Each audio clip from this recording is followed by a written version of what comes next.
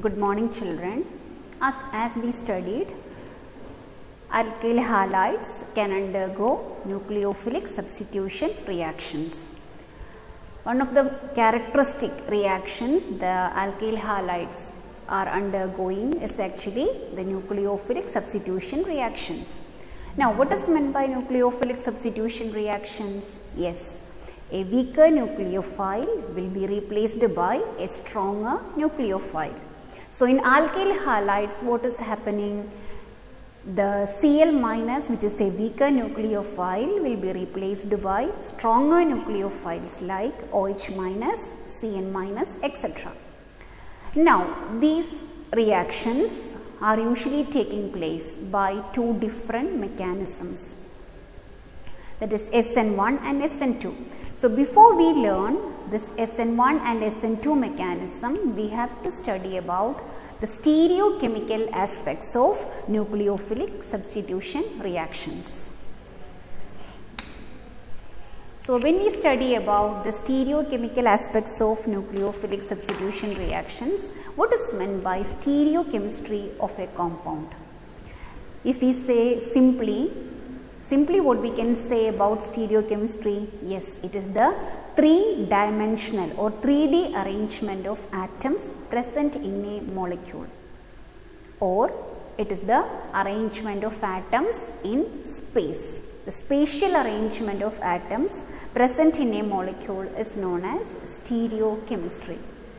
Now, when we study about the stereochemical aspects of nucleophilic substitution reactions, we have to study certain terms, and they are optical activity, chirality, then retention, inversion, racemization. So, these are the few terms that we have to study before we study the mechanism. These are the terms related to stereochemistry. Now, what is meant by? First, we will see what is meant by optical activity of a compound. Now, in order to study the optical activity of a compound, the light that we use is called as plane polarized light. So, first we have to see what is meant by plane polarized light. So, plane polarized light is used to study the optical activity of organic compounds. You all are familiar with white light or visible light, the light that we get from sun. SN is visible light. What is the difference between plane polarized light and visible light? Visible light or white light means that can vibrate in all the possible directions. But plane polarized light can vibrate only in a particular direction. Only in one direction they can rotate. So, how we can convert a plane polarized light, a white light or visible light to plane polarized light? When we pass the visible light or white light through Nicol prism, or when we pass the white light or visible light through prism, the light emerging out will be called as plane polarized light, because that will be vibrating only in, or that will be able to rotate only in a particular direction. And this light is used to study the optical activity of organic compounds. Now, using this light, how we can check whether a compound is optically active or not? So, checking the optical activity of compounds. When we pass, in order to study whether a compound is optically active or not, we have to pass this plane polarized light through this compound, whether it is in the liquid state or in the, usually in aqueous solution we are using.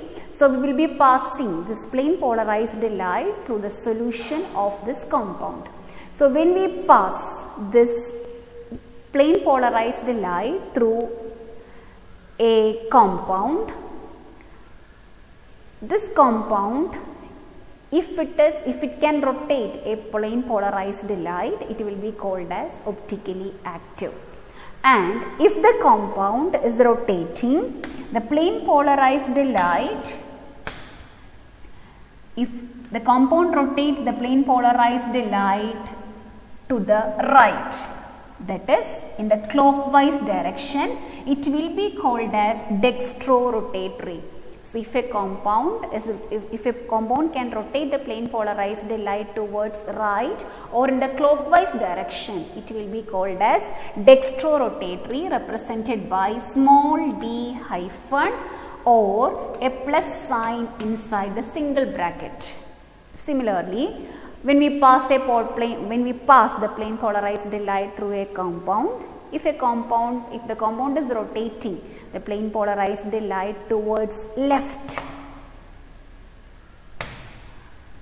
the light is rotated towards left or in the anti-clockwise direction, the compound is said to be levorotatory, represented as L form or a minus sign inside the square bracket.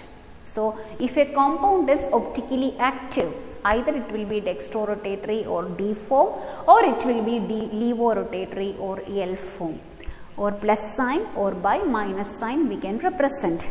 And such isomers, the plus and minus or dextro and levo isomers of a compound is known as optical isomers, and this phenomenon is known as optical isomerism. So this is about the optical activity of organic compounds.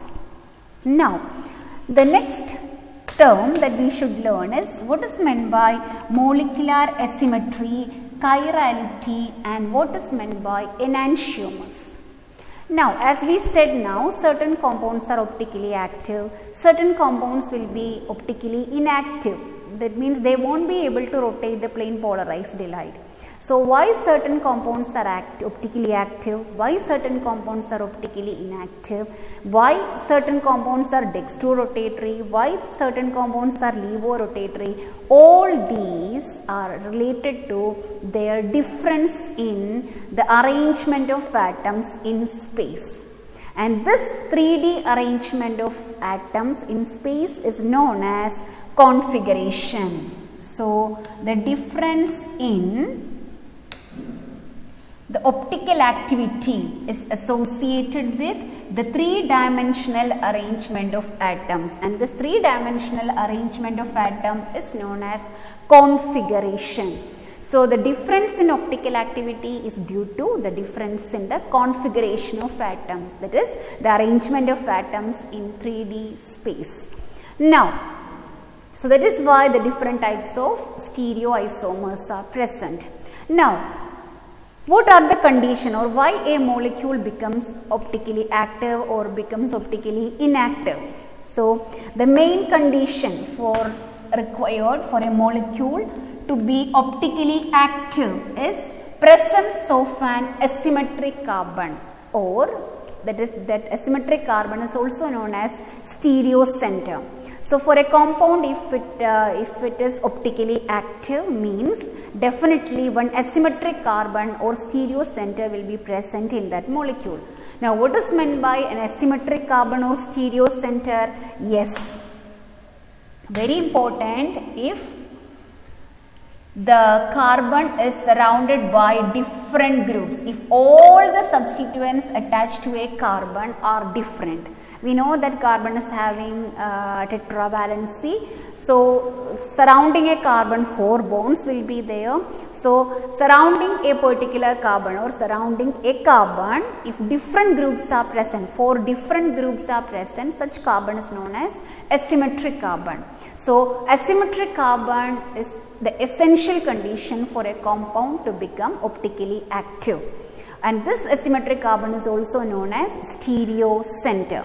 And why the asymmetric carbon, the molecule containing asymmetric carbon is optically active? Because such molecule would lack symmetry. That means if there is any asymmetric carbon present in a molecule, that molecule will not have symmetry.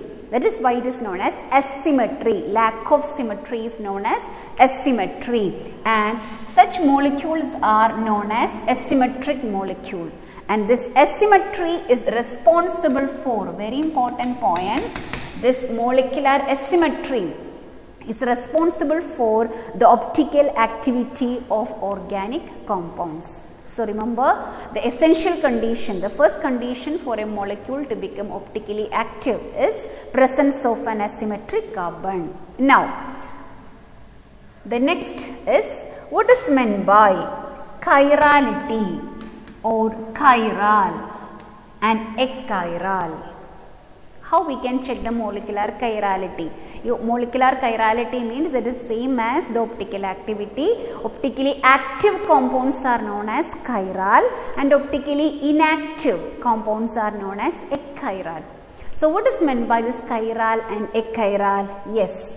So if the objects which are non-superimposable, ALE, not impossible, non-superimposable mirror images are said to be chiral.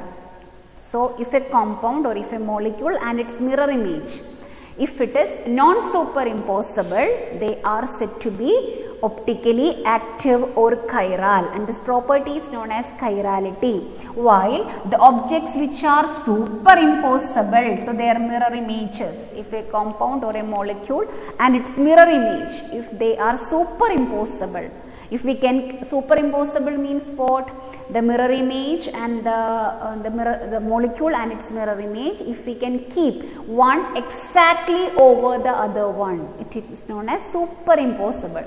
If we cannot keep one exactly over the other one, it is non-superimposable. The condition to become optically active is they should be non-superimposable mirror images. Okay, we cannot superimpose them. For example, how we can, what is meant by non-superimposable and superimposable? Now this is the mirror image of hand.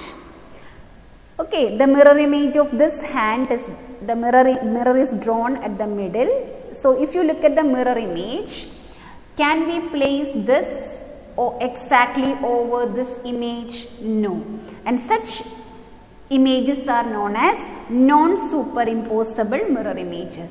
Likewise, the mirror image of a leg portion is also non-superimposable. But if you look at the mirror images which is given on the right hand side, these two images, we can keep the mirror image, the one image exactly over the other one, and such images are known as superimposable.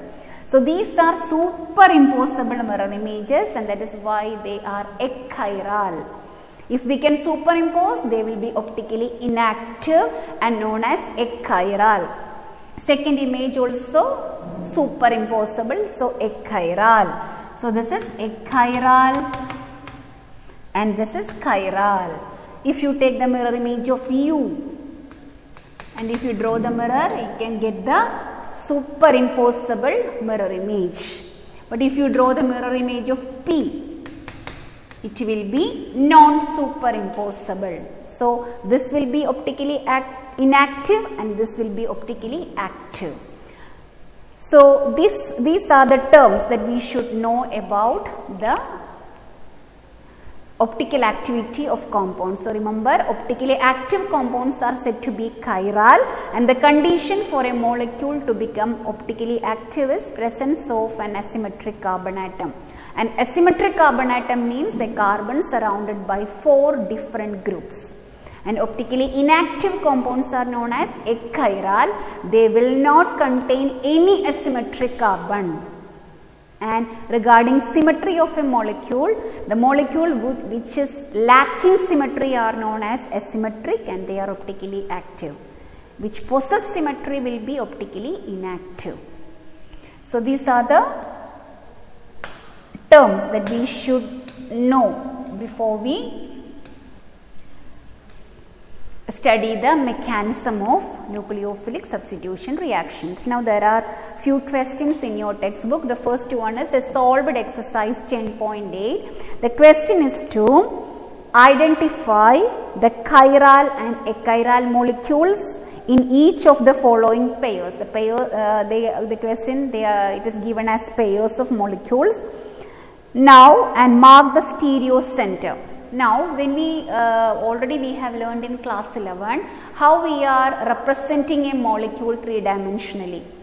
This line, this bond line is representing the bond or the atom which is present on the same plane. If you are drawing the molecule on this board, the plane same as that of the board will be represented by this bond line.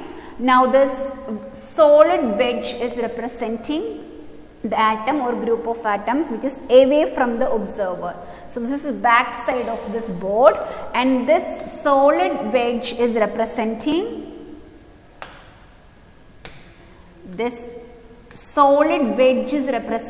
the molecule, the atom or group of atoms which is towards the observer.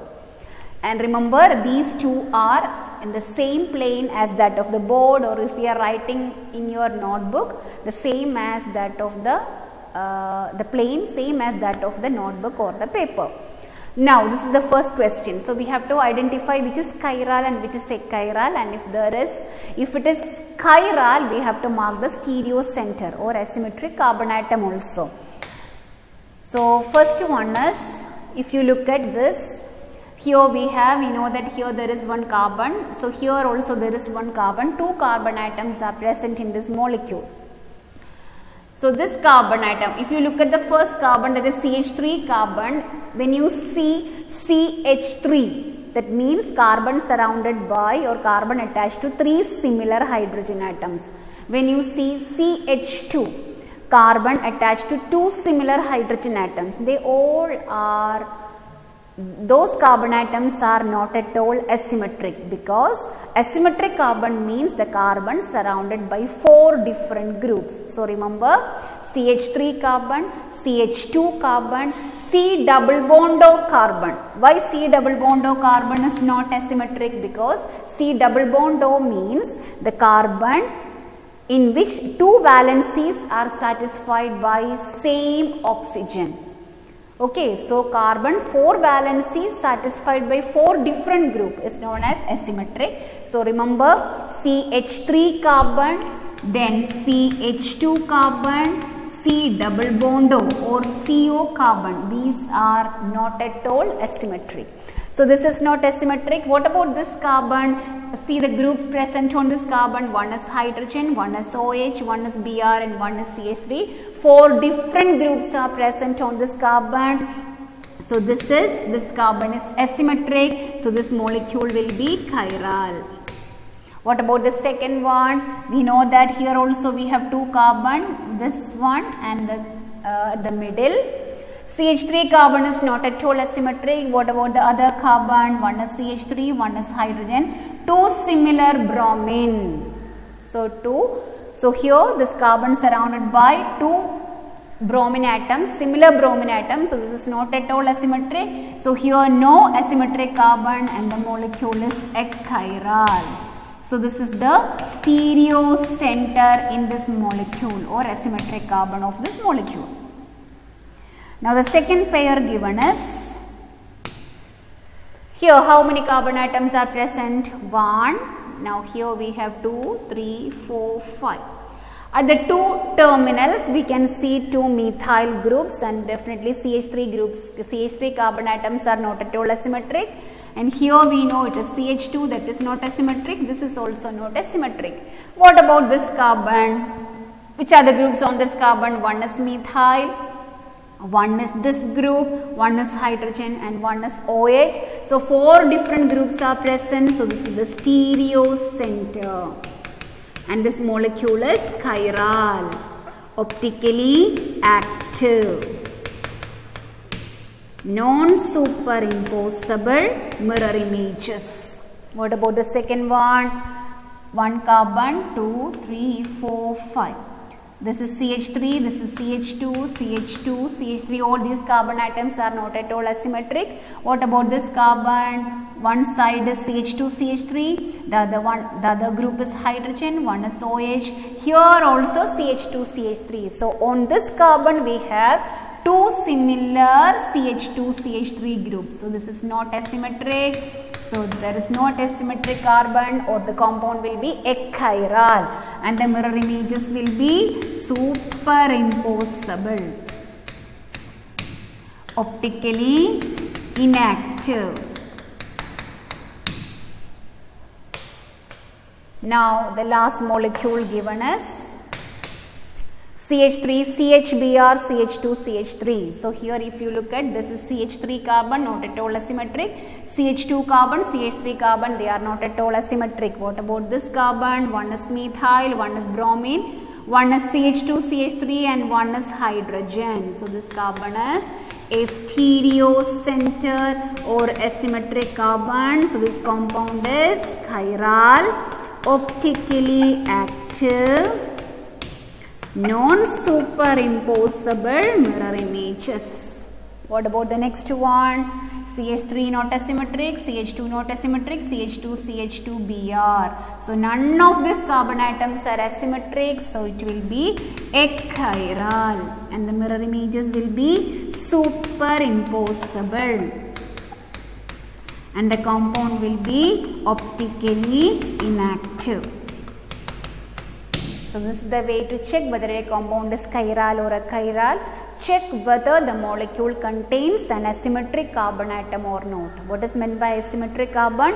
Carbon surrounded by 4 different groups. Carbon 4 valencies satisfied by 4 different groups. Now there is one more question. Check whether the following molecules are chiral or achiral. The first one is propan-2-ol. Only their name will be given for the question. So first we have to write the structure. So from the structure it is clear, CH3 is not asymmetric, this CH3 is also not asymmetric, but this carbon. What about this carbon? Which are the groups on the middle carbon? One is methyl, one is OH, one is hydrogen, another methyl group. So 2 similar methyl groups are present. So here no asymmetric carbon. So this compound is achiral, optically inactive. What about the second one? Butan-2-ol. Here, this is the structure of butan-2-ol. CH3 is not asymmetric, CH2 not asymmetric, CH3 is not asymmetric. What about the CH carbon? One is methyl, one is OH, one is CH2, CH3 and one is hydrogen. So this is a stereo center. So this is chiral and optically active. The mirror images will be non-superimposable mirror images.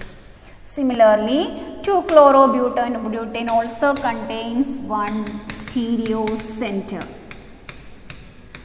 This is the asymmetric carbon atom here. So this is also chiral or optically active or non-superimposable mirror images.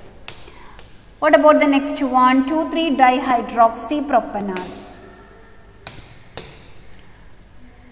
2,3-dihydroxypropanol means here also we have 3 carbon atoms, CH2, CH, CHO. CH2 is not at all asymmetric. CHO, if you expand, you are getting it as C double bond OH. That is also not asymmetric. What about this carbon? One is CH2OH group, one is hydrogen, one is CHO, one is OH. So this is a stereo center or asymmetric carbon. So this is chiral or optically active. The next is bromochloroiodomethane. Definitely only one carbon atom is present and that is surrounded by 4 different groups. So that is the stereo center. And this compound is chiral or optically active.